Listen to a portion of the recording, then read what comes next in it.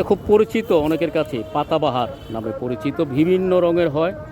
আসলে এখানে পাতাবাহার মানে পাতার সমাহার। এখানে কোনো ফুল হয় না, ফল হয় না, তবে যে পাতার যে রং, এই রঙের সৌন্দর্যে কিন্তু মানুষ বিমোহিত। একসাথে এত রঙিন পাতা হয় বলে হয়তো পাতাবাহার নাম হয়েছে।